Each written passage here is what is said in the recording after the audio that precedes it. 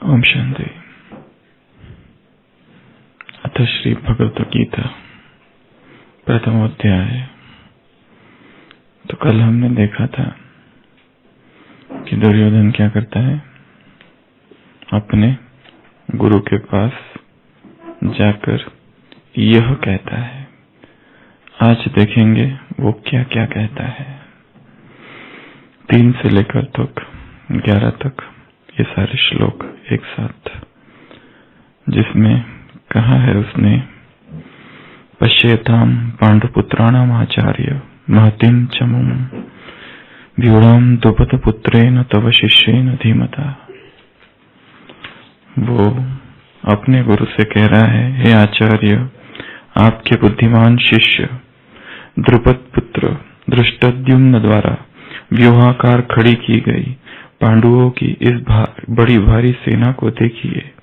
इस सेना में बड़े बड़े धनुष्य वाले, युद्ध में भीम और अर्जुन के समान बहुत से शूरवीर है, जैसे सात्यकी और विराट तथा महारथी राजा द्रुपद और धृष्टकेतु, चेतिकान तथा बलवान केशिराज, पुरुजित, कुंतीभोज और मनुष्यों में श्रेष्ठ शैव और पराक्रमी युधामन्यु तथा बलवान उत्तमौजा, सुभद्रा पुत्र अभिमन्यु और द्रौपदी के पांचों पुत्र ये सभी महारथी है।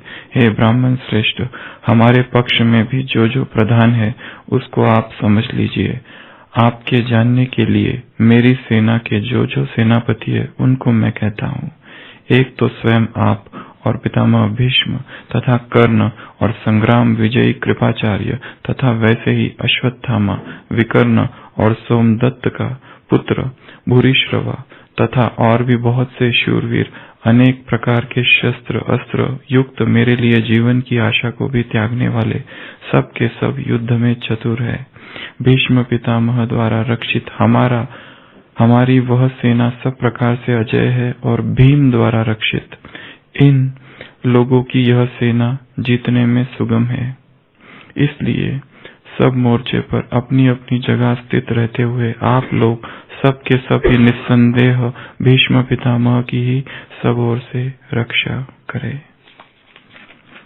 तो ये दुर्योधन ने कहा अपने गुरु के पास जाकर, पश्येताम अर्थात पांडवों की वह सेना को देखकर।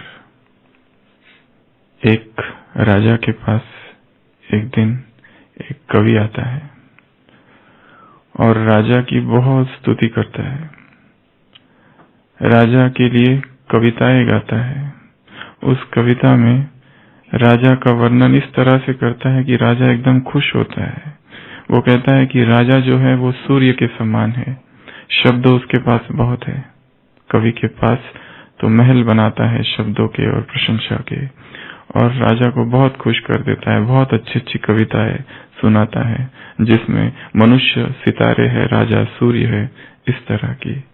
तो राजा इतना खुश हो जाता है और उसको कहता है कि तुमने ये जो कविताएं सुनाई, मैं आज इतना खुश हूं कि तुम्हें 1,00,000 स्वर्ण मुद्राएं मैं तुम्हें भेंट करूंगा। तो कवि ने तो कभी सोचा नहीं था ऐसा होगा। तो वो घर जाता है इतना खुश, रात भर सो नहीं पाता है। रात भर सोचते रहता है क्या होगा, कैसे होगा, क्या करूंगा इतने स्वर्ण मुद्राओं का। तो योजनाएं बनाता है, महल बनाता है स्वप्न के। सुबह पहले ही राजमहल में पहुंच जाता है, क्योंकि राजा ने कहा था मैं तुम्हें ये सूर्योदय से पहले। तो सुबह पहुंच जाता है। तो राजा उससे मिलते हैं और कहते हैं कहो कैसे आना हुआ। तो उसे आश्चर्य लगता है। वो कहता है कैसे आना हुआ, आपने ही तो कहा था कि 1,000 स्वर्ण मुद्राएं मैं तुम्हें दूंगा, इसलिए मैं आया हूं। तो राजा ने कहा तुमने मुझे शब्दों से खुश किया, मेरी महिमा गाकर मैंने भी तुम्हें शब्दों से खुश किया। हिसाब पूरा हुआ। यहाँ पर 5 बातें समझनी जैसी है। दुर्योधन अपने गुरु के पास जाता है और ये सारा बताता है। जैसे कल भी कहा था, दुर्योधन भले ही कितना ही बुरा आदमी हो, पर उसमें भी कुछ खूबियां है, उसमें भी कुछ कुलीनता के लक्षण है। सबसे पहली बात, उसने अपनी बात की जो शुरुआत की है, कहां से की है? एप्रिसिएशन से। कहां से शुरुआत की है? पांडवों की स्तुति से। और उसकी स्तुति झूठी नहीं है, चाटुकारिता नहीं है, शब्द केवल नहीं है, वास्तव में वो स्तुति कर रहा है। सबसे पहले उसने वर्णन किसका किया? ये नहीं कहा कि हे द्रोणाचार्य देखो मेरी सेना में क्या क्या है, वो नहीं कहा। क्या कहा? वो देखो, पश्येताम पांडुपुत्राणाम आचार्य महतिम चमुम। चमुम अर्थात सेना। ये देखो पांडवों की इस सेना को, कितनी विराट है। प्यूणाम द्रुपद पुत्रेन तव शिष्येन धीमता। वो कह रहा है वो सेना देखो, उसका सेनापति धृष्टद्युम्न है। धीमता, बहुत बुद्धिमान है, वो बहुत इंटेलिजेंट है। उस सेना को देखो। तो एप्रिसिएशन अर्थात स्तुति, ये एक ऐसा गुण है कि जिसके पास यह कला है वो क्या हो जाता है? कल बाबा ने कहा था ना, ऐसे मीठे बनो। कैसे? कि सब पूछे कि आप कहां से आए हो, किसकी संतान हो। The forgotten art of appreciation, the forgotten art of appreciation. इस पर कभी डॉक्टर हीना क्लास कराएंगे। टॉपिक एप्रिशिएट कैसे करना, स्तुति कैसे की जाए। क्योंकि स्तुति करने के लिए हमें अपना अहंकार थोड़ा सा नीचे करना होता है। सामने वाले को आ जाए तो? सामने वाले को क्या? यदि हम सच्चे दिल से स्तुति करते हैं,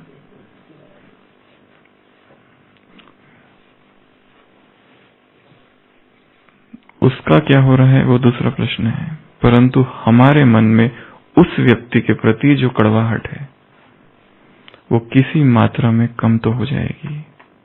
जैसे यदि हम एक दृश्य बनाएं तो ऐसे एक या दो व्यक्ति होंगे या ज्यादा भी कि जिनके मन में, हमारे मन में इतनी कड़वाहट भरी हुई है कि हमने सब कर लिया, परंतु उनके प्रति घृणा सूक्ष्म में है ही है, नफरत है ही है। और कारण भी बहुत सारे, क्योंकि काम ही, हरकतें ही शायद ऐसी करते होंगे, वो दूसरी बात है, परंतु ऐसा है। कैसे उनका क्या हो रहा है, उन्होंने क्या किया, वो दूसरी बात है। हम उनकी स्तुति इसलिए नहीं कर रहे कि हमें ये चाटुकारिता नहीं है, केवल झूठी प्रशंसा नहीं है, क्योंकि हमारे अंदर उनके प्रति जो घृणा है, जो नफरत है, जो बीज है एक हेट्रेट का, settled anger is called hatred. Hatred की परिभाषा क्या है? नफरत की, जो क्रोध जो सेटल हो गया है, क्योंकि क्रोध लंबा समय तक चला है, पालना की है हमने उस क्रोध की, सिक और प्यार से, बहुत प्रेम से पालना की है। किसकी? क्रोध की। और उस क्रोध ने हेट्रेट का रूप, नफरत का रूप, घृणा का रूप, डिसलाइक का रूप, कि जो व्यक्ति आते ही अच्छा ही नहीं लगता है हमें, चेहरा देखते ही मूड ऑफ। कैसा है? कुछ आत्माएं तो होगी, कुछ। अब क्या किया जाए? स्तुति वास्तविक एप्रिसिएशन करने के लिए, स्तुति करने के लिए सबसे पहले एकांत में बैठ के उस आत्मा के गुणों का चिंतन करना होता है। योग में बैठ के उस आत्मा को इमर्ज करना और देखना ये कितनी महान है। कल कहा था एक एक ब्राह्मण आत्मा कैसी है, तुम्हारी जात ही निराली है, कितनी महान है, कितनी श्रेष्ठ है। तो दोनों ही भाव विलीन हो जाएंगे। यदि घृणा है तो भी, यदि आकर्षण है, काम का भाव है, विकार का भाव है, वो भी।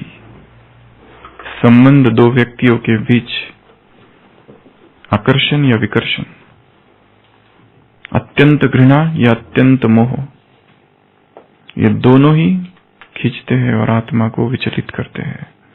इसके लिए उस आत्मा को ऐसे देखना कि ये कौन है। अमृत वेले नुमा श्याम के योग में उस आत्मा को इमर्ज करके देखना और उसमें क्या क्या अच्छाइयां हैं उसका चिंतन करना, उसका मनन करना, उससे बात करना, योग की उस अशरीरी अवस्था में। क्योंकि वैसे हम करते हैं वो केवल चेतन मन तक रहता है, अवचेतन तक जाता ही नहीं थे। अवचेतन की गहराइयों में, अवचेतन की परतों में कहीं ना कहीं अज्ञात सी घृणा छिपी है। और वो घृणा, वो नफरत, वो डिसलाइक, वो हेट्रेट हमें उस आत्मा के प्रेजेंस मात्र से बेचैनी हमारे अंदर खड़ी उत्पन्न करती है। यदि ऊपर से कोई कहे तो हम कुछ नहीं कहेंगे, हम कहेंगे हमारा सबके प्रति शुभ भावना है।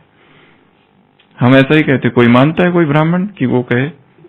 कभी नहीं। हम तो कहते हैं हम विश्व कल्याणकारी। पर हमारे ही बाजू में जो बैठा है,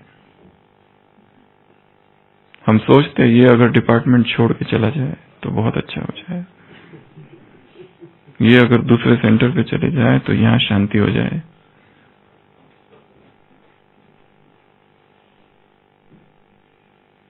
एप्रिसिएशन बहुत बड़ा गुण है। दुर्योधन धृष्टद्युम्न की स्तुति कर रहा है।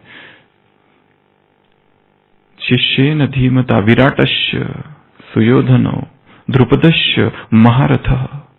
कितने सारे महारथी है, उनको कह रहा है इतने सारे महारथी है। अपनी सेना में नहीं, उनकी सेना में।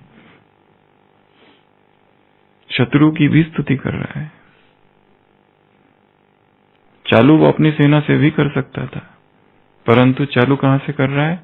हे आचार्य देखो उनकी सेना को, कितने महारथी है वहां पर, कितने श्रेष्ठ है वहां पर। अर्जुन है, भीम है, कितने सारे लोग हैं वहां पर।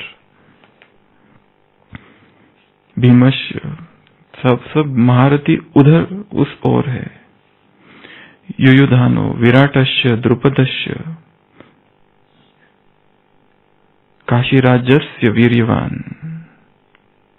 ऐसे महारथी उस सेना में है। तो सबसे पहली चीज जो सीखनी है यहां पर वो क्या है? स्तुति। परंतु स्तुति भी कैसी हो? सच्ची, हृदय से निकली हुई, झूठ ना हो उसमें। किसी को खुश करने के लिए नहीं कि उसकी स्तुति करो तो हम खुश हो जाएंगे, वो वाली स्तुति नहीं है।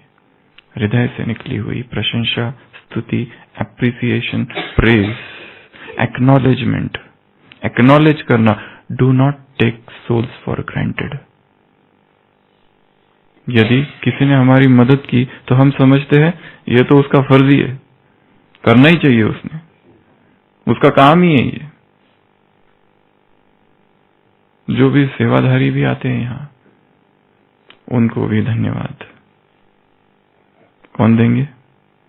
मधुबन वाले आए, सेवा की, मधुबन में सेवा की, समय निकाला। जो हमें अपने ज्ञान से सेंटर पर बहने हमारी जो पालना करती है, उनको भी धन्यवाद। एक्नॉलेज देयर पार्ट, उनका जो पार्ट है, उनका जो कंट्रीब्यूशन है उसके प्रति, तो उनमें और अधिक करने की इच्छा जागृत होगी। और अधिक, और अधिक, और अधिक। कल शाम की क्लास दादी जान की, जगदम्बा भवन को याद किया। जिस जगदम्बा भवन जो बन रहा है उसके लिए अगर दादी मधुबन की भूमि में बैठकर इतने सारे विदेशी और देश और विदेशी ब्राह्मण आत्माओं के सामने ये कह दे, खुशी यदि पूछना है तो जगदम्बा भवन बनाने वालों से पूछो, तो उनमें कैसा उत्साह संचार कर जाएगा। डेट तो थी 28 जनवरी, पर दादी ने कह दिया 18 जनवरी। उधर टेंशन चालू हो गया है। परंतु उसी के साथ कहा किसने? दादी ने कहा। कहां पर बैठकर कहा? मधुबन की भूमि में, ओम शांति भवन में बैठकर। सुना नहीं कैसी दहाड़ लगाई शुरुआत में ही। न बाप मुझे छोड़ता है और न मैं उसको छोड़ती हूं। वाक्य वाक्य महावाक्य है, शब्द शब्द अमृत है।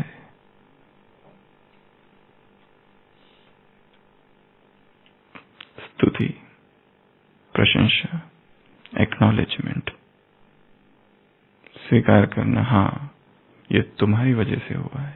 धन्यवाद तुमको भी, सबको धन्यवाद जो जो जीवन में आया, जिसने जीवन में कुछ कुछ बदलाहट लाई, उन सभी को धन्यवाद। ये पहला गुण। दूसरा, सेल्फ कॉन्फिडेंस। दुर्योधन में सेल्फ कॉन्फिडेंस बहुत है। वो कहता है हमारी सेना अजय है, उनकी सेना की पराजय सुगम है, निश्चित है। कितना भयंकर सेल्फ कॉन्फिडेंस है अपनी विजय पर कि मेरी हार हो ही नहीं सकती है, जबकि वो अधर्म के पक्ष में खड़ा है। परंतु फिर भी उसमें क्या है? आत्मविश्वास है कि ये सेना अजय है। परंतु एक दोष भी है उसमें, वो सोचता है कि हमारे पास पितामह भीष्म है, इसलिए हम अजय है। यहां पर अधीनता है उसकी किसी व्यक्ति पर, मनुष्य पर। वो तो उसको भूल ही चुका है, उस सेना को, कि वहां कौन खड़ा है। पांडवों के शिविर में स्वयं भगवान खड़ा है, इसका उसे कोई ज्ञान नहीं है। परंतु फिर भी उसका आत्मविश्वास देखो, किस बात का आत्मविश्वास? अपनी विजय के लिए आत्मविश्वास।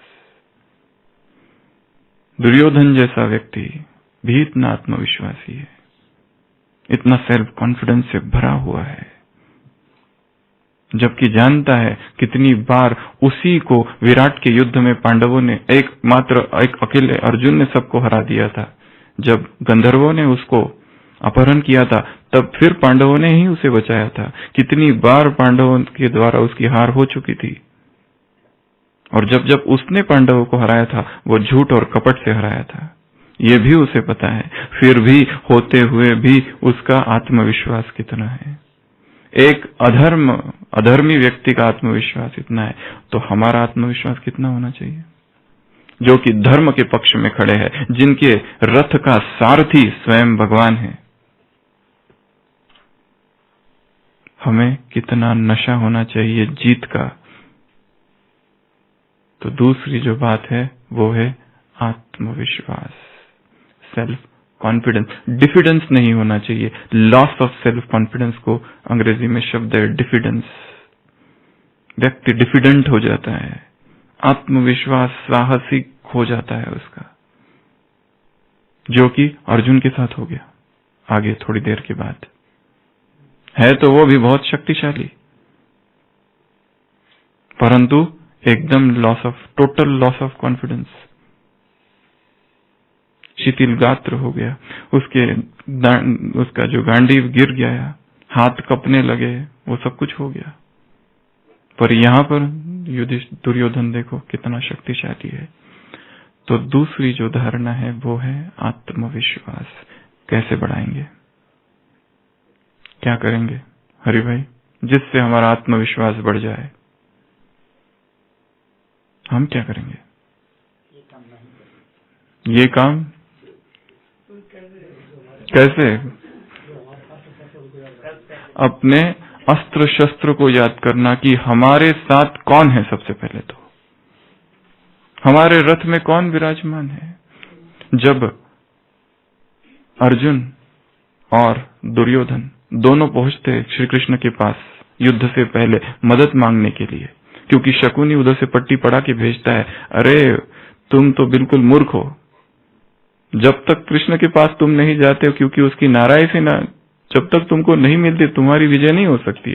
दिखाया श्री कृष्ण सोए पड़े हुए, अर्जुन आता है, दुर्योधन पहले आ जाता है, उसके सिर के सिराने बैठ जाता है, अर्जुन बाद में आता है। परंतु जैसे श्री कृष्ण आंख खोलते सबसे पहले अर्जुन को देखते, कहते पार्थ तुम कब आए? वो दुर्योधन कहता है पहले मैं आया हूं। अर्जुन को पार्थ कहते हैं, पृथा कुंती का एक नाम है। तो कहता है कि आप किस ओर से लड़ोगे, युद्ध होने वाला है। तो श्री कृष्ण कहते मैंने तो प्रतिज्ञा कर रखी है, मैं शस्त्र नहीं उठाऊंगा। एक तो तरफ मैं हूं, एक तरफ मेरी नारायणी सेना है, तुम दोनों में से जो चाहे वो मांग सकते हो। तो पहले कौन मांगेगा? तो दुर्योधन कहते क्योंकि मैं पहले आया हूं, मैं पहले मांगूंगा। कृष्ण कहते हैं नहीं, अर्जुन छोटा है, वो पहले मांगेगा। तो अर्जुन कहता है कि मुझे आपकी नारायणी सेना नहीं चाहिए, मुझे आप चाहिए। और दुर्योधन अंदर ही अंदर इतना खुश हो जाता है, परंतु दिखाता है ओके ठीक है, इट्स ओके, अब बची नारायणी सेना ही मैं ले लेता, और बड़ा खुशी खुशी से आ जाता है डांस करते हुए।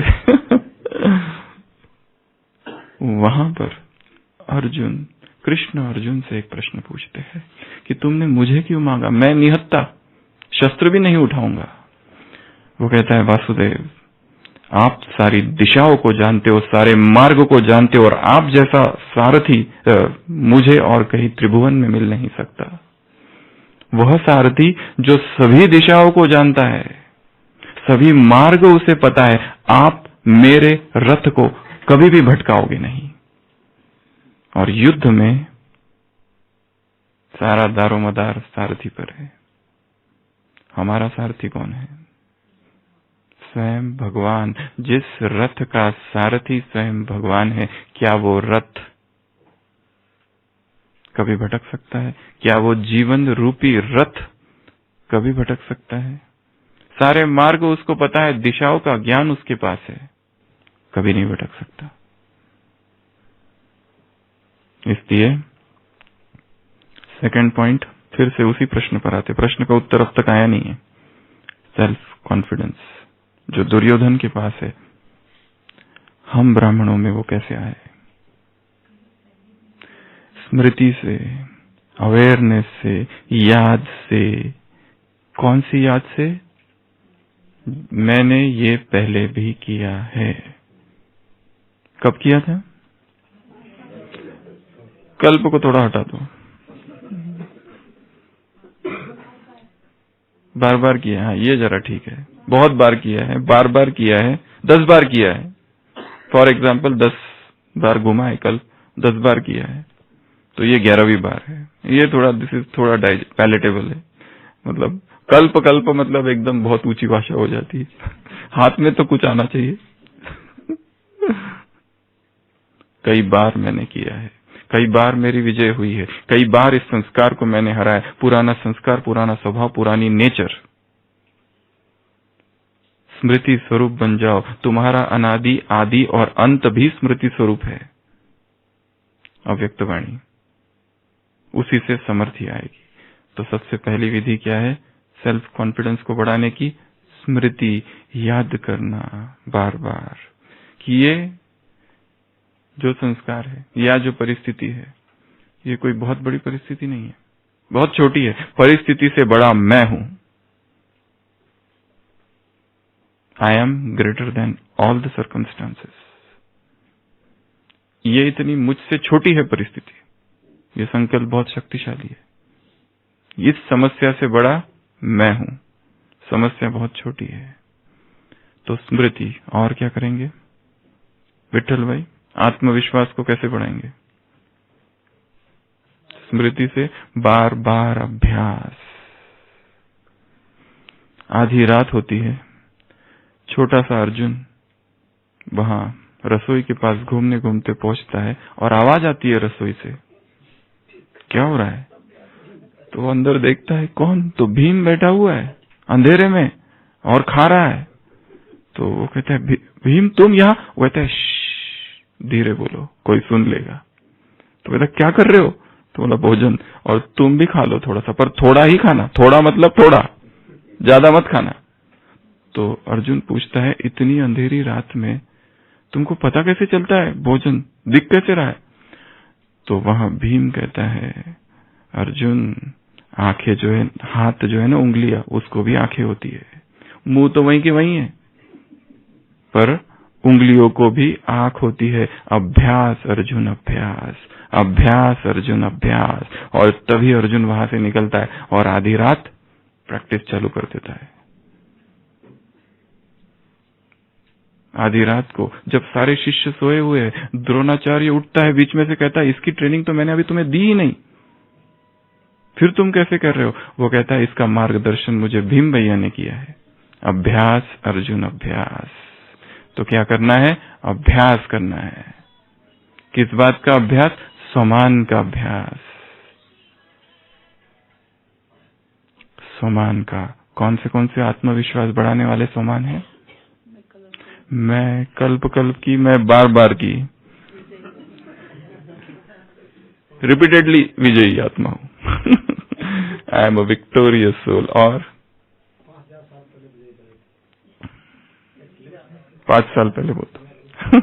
और विजय जन्म सिद्ध अधिकार है, विजय गले की माला है। मैं ही विजय हुआ था, मेरी अगर विजय नहीं हुई तो किसकी विजय होगी? वो संसार के लोगों की विजय होगी जिनके पास भगवान का ही ज्ञान नहीं है, आत्मा परमात्मा को ही जानते नहीं, जीव जगत ईश्वर के बारे में जिनके पास कोई ज्ञान नहीं है, क्या उनकी विजय होगी? यहाँ भगवान सामने बैठकर हमें सिखा रहा है, पढ़ा रहा है, सच्ची गीता सुना रहा है। ये है गीता जो मैं सुना रहा हूं। तो क्या संसार के वो लोग जानेंगे जो शास्त्र पढ़ने वाले हैं? शास्त्रों का शास्त्र तो भगवान पढ़ा रहा है। अभ्यास, पहला स्मृति, फिर अभ्यास और फिर स्वमान। और सत्य की जीत होती है। और दृढ़ता से अभ्यास करते रहना। और आत्मविश्वास कैसे बढ़े? मनन चिंतन करने से, और अनुभव में लाकर, और दूसरों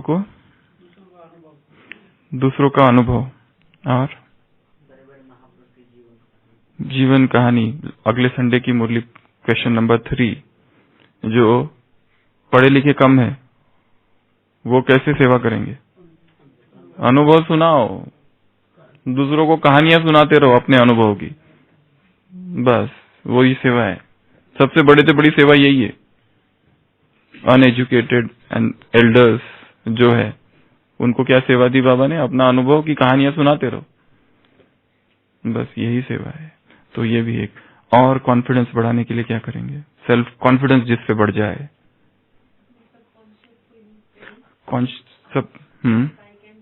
yes I can do it, ये जो है ना रिपीटेशन, अफर्मेशन बहुत जरूरी है। अफर्मेशन जो है ना, law of attraction, law of affirmation, law of faith, law of faith. Faith हो अपने। विवेकानंद ने कभी कहा है, if you have faith in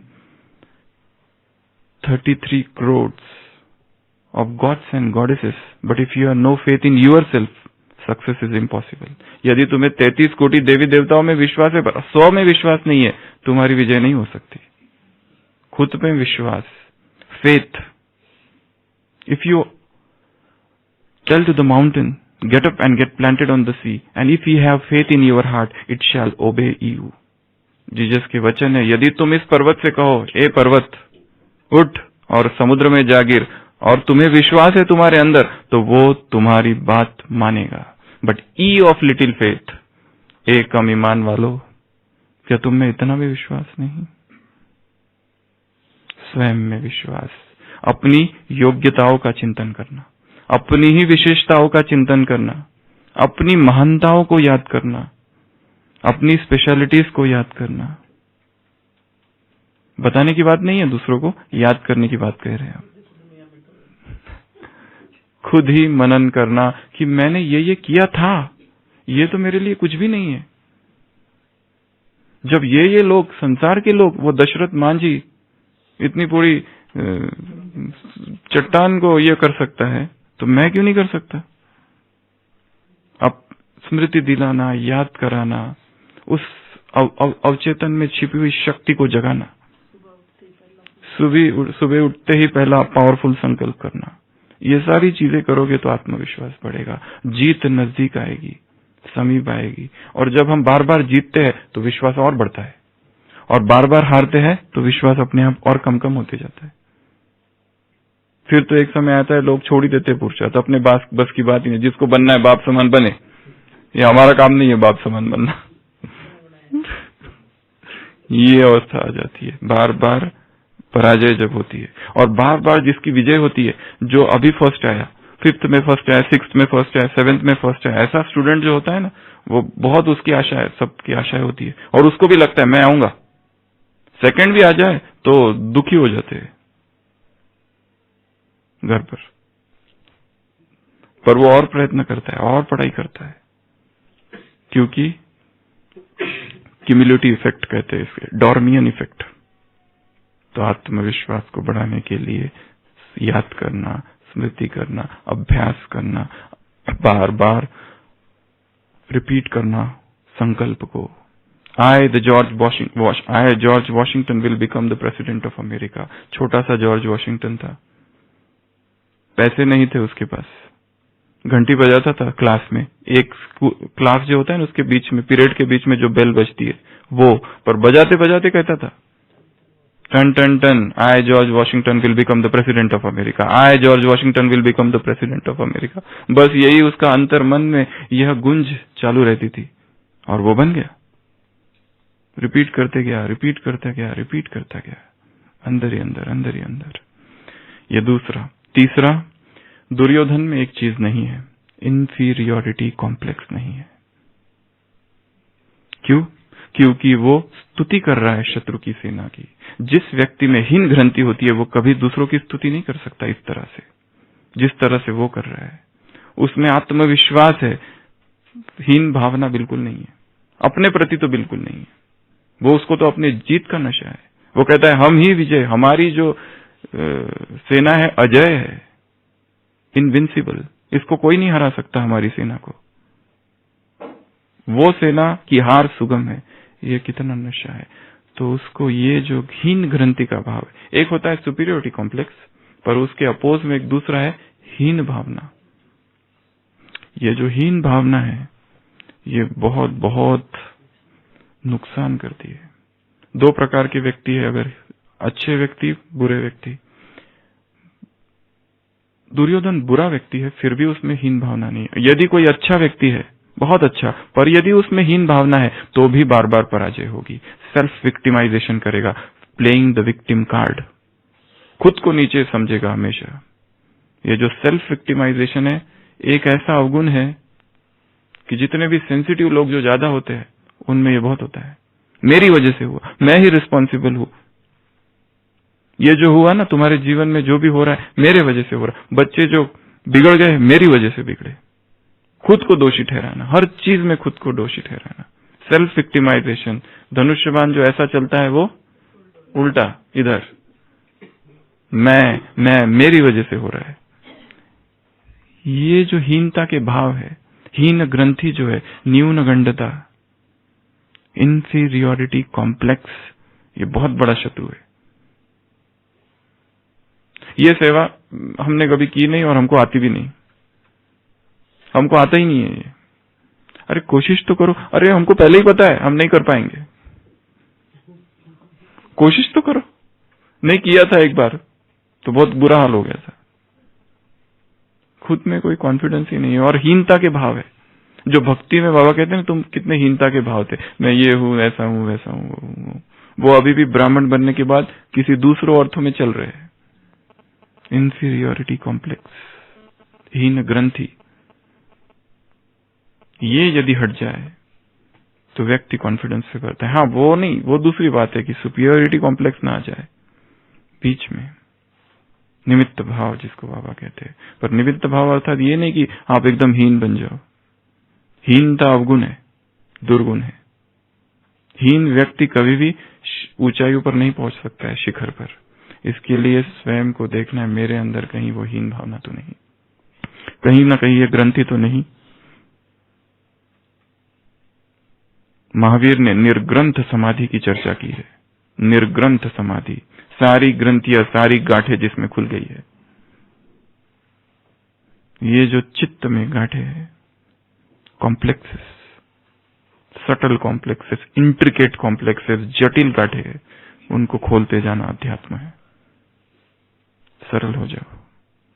तो तीसरी बात, इंफीरियोरिटी कॉम्प्लेक्स, सेल्फ विक्टिमाइजेशन, ये जबरदस्त अवगुण है। आज बाबा ने कहा है साकार मूल्य में, रावण जबरदस्त है। चौथी पॉइंट, अजम्पशन। यहां दुर्योधन एक अजम्पशन कर रहा है कि उनकी सेना की हार हो जाएगी, हमारी जीत हो जाएगी। एक उसने अजम्पशन किया है कि क्योंकि हमारी सेना में ये लोग हैं तो ये थोड़े ज्यादा शक्तिशाली है, उनकी सेना में वो लोग हैं परंतु भीष्म हमारे साथ है, उसका अजम्पशन है, अनुमान उसने लगाया है कि जीत हमारी है। इसमें एक सूक्ष्म साइकोलॉजी की जो बात है, मनोविज्ञान की, गीता एक्चुअली धर्मक शास्त्र से ज्यादा मनोविज्ञान ज्यादा है। फर्स्ट काउंसिलिंग है ये ह्यूमैनिटी के इतिहास में, क्योंकि अर्जुन को स्पिरिचुअल क्राइसिस, साइकोलॉजिकल क्राइसिस हो गया है, इनडिसीजन की स्टेट में है। वहां पे फर्स्ट काउंसलर जो है, भक्ति में कहा जाता है, भक्ति या संसार में कहा जाता है, फर्स्ट साइको एनालिसिस जो किया गया है कृष्ण ने किया है अर्जुन का। ये फ्राइड और कार्ल जुंग तो अभी आया है, सबसे पहला जो किया है वो इसने किया है, काउंसलिंग, फर्स्ट काउंसलिंग, कि जो बिल्कुल एकदम निराश हो गया और उसमें एकदम प्राण भर दिए और खड़ा हो गया वापस। वो कितना जबरदस्त काउंसलिंग होगा उसका। God is the supreme counsellor. सबसे बड़ा कंसल्टेंट काउंसलर कौन है? गॉड। तो अनुमान, अर्जुन ने एक अनुमान लगाया है। अब इसमें भी एक सूक्ष्म साइकोलॉजिकल कारण यह है कि अर्जुन ये सोच रहा है कि उसको युद्ध का जो परिणाम है उसकी कोई खबर नहीं है। ठीक है, जो कुछ हो रहा है उसकी जो निष्पत्ति होने वाली है उसका कोई खबर नहीं है। रिजल्ट, आफ्टर मैथ क्या होने वाला है उसको बिल्कुल पता नहीं है। उस आधार से वो ये बोल रहा है, यदि उसने थोड़ा सा भी सोचा होता, थोड़े देर, कि इस युद्ध का क्या परिणाम हो सकता है, उधर कौन लड़ रहा है, इधर कौन लड़ रहा है, श्री कृष्ण की तो वो बात ही नहीं करता है। वो कह रहा है कि इधर अभी भीष्म है और उधर जो है वो भीम है। अब वो भीम को ही देख रहा है बस, उसे अर्जुन का कोई ज्ञान ही नहीं है। यहां पर वो अर्जुन को तो भूल ही चुका है।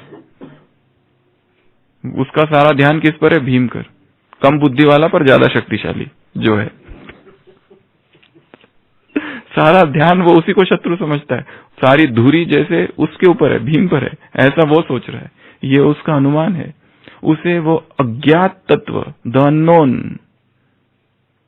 फैक्टर, पता ही नहीं कि उस युद्ध में एक अर्जुन भी है। उसे ये भी पता नहीं है, भूल चुका है थोड़े समय के लिए, कि उस युद्ध में कृष्ण भी है। उसे ये पता नहीं कि ऐसा कुछ अकस्मात होने वाला है। उसे ये पता नहीं है कि अननोन फोर्स आने वाला है, द थर्ड फोर्स बीच में प्रकट होने वाला है और सारा खेल पलट जाएगा। इसकी उसे जरा भी प्रतीति नहीं है।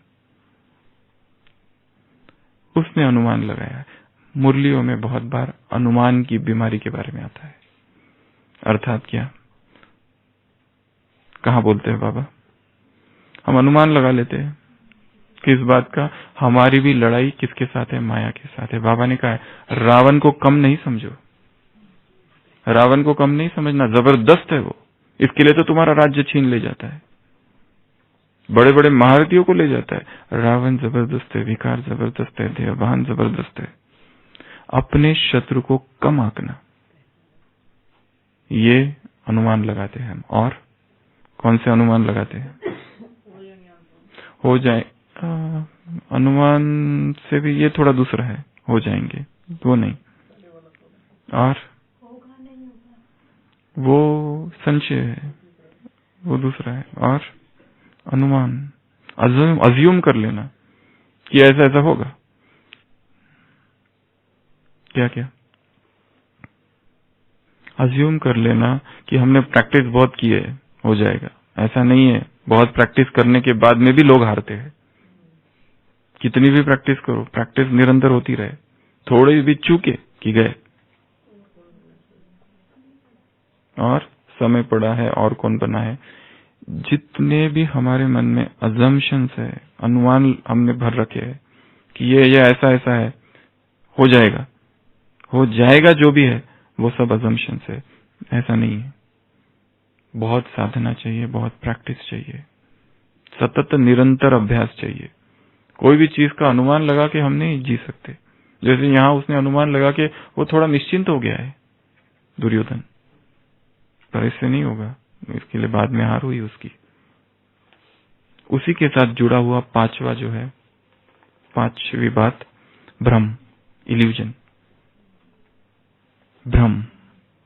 वो भ्रम में जी रहा है, उसको क्या लग रहा है, उधर भीम ही है सब कुछ। वो तो भूल ही चुका है बाकियों को, और वो सोच रहा है इधर ये है। उसे उनकी शक्तियों का कोई आभास ही नहीं, कोई चिंतन ही नहीं है। हम सोचते हैं कि हम ये कर रहे हैं, परंतु हमें निरंतर माया की क्या शक्ति है उसका भी चिंतन करना है। जगदीश भाई ने कहा है, भगवान को जानना कोटों में कोई और कोई में कोई जानता है, बहुत कठिन है, परंतु माया को जानना तो उससे भी कठिन है, पहचानना।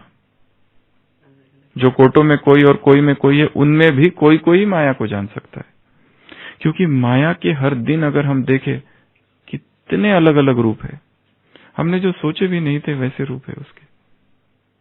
सब ठीक है, अमृत वेला शक्तिशाली किया, ये यहाँ पर क्लास की, मुरली सुनी, सब कुछ किया, थोड़े देर के लिए 15-20 मिनट के लिए रूम में गए और वहीं माया आ गई। कैसे आई पता नहीं, कुछ देख लिया, कुछ सुन लिया, कुछ पढ़ लिया, कहीं ना कहीं से कुछ ना कुछ हो गया और हलचल हो गई। मतलब हमने माया को पूरी तरह से जाना नहीं है, परखा नहीं है, पहचाना नहीं है, तब तो हार हो रही है ना। माया को वैसे ही देख लेना, as it is, as she is, जैसी वो है, तो फिर हमारी हार नहीं होगी। अनुमान और भ्रम, ये सारी बातें हो गई। अभी एक दृष्टि ऐतिहासिक। सबसे पहला कल हमने देखा था कृपाचार्य, कृपी और द्रोणाचार्य।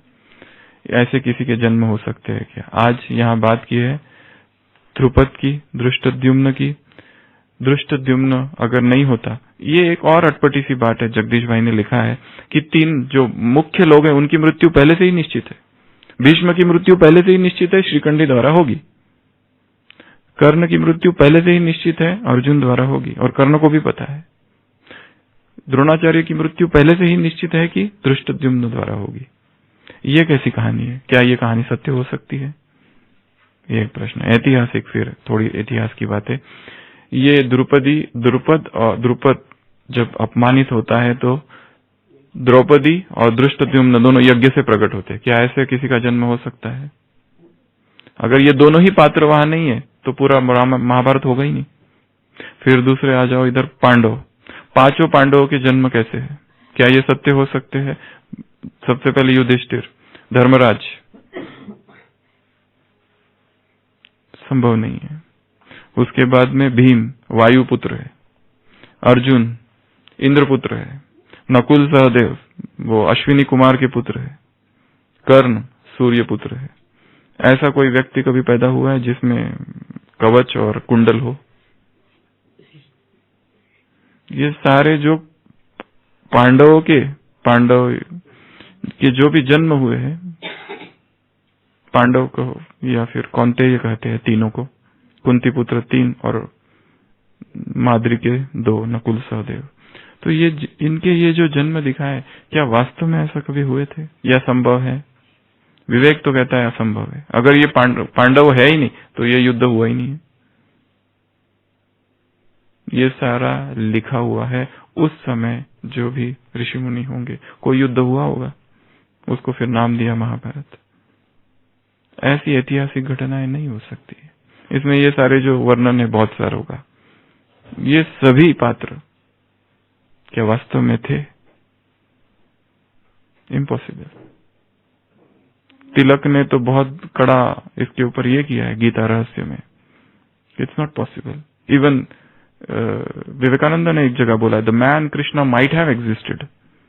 शायद मुझे लगता है होगा, पर पता नहीं होगा कि नहीं। भक्तों को बड़ी चोट लगती है ये सब बातें कहने से।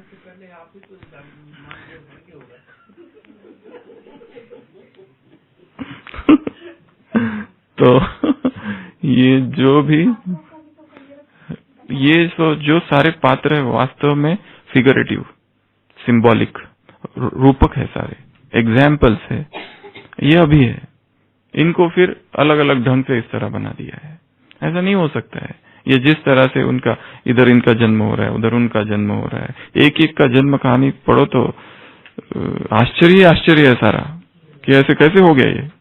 हाँ, रमणीकता है, मतलब क्या ये कैसे हो सकता है? एक एक का देखो। हाँ, किसकी? फेयरी टेल जैसे होती है ना, tall tales, fairy tales, Cinderella, Alice, ये उस तरह का जैसा है।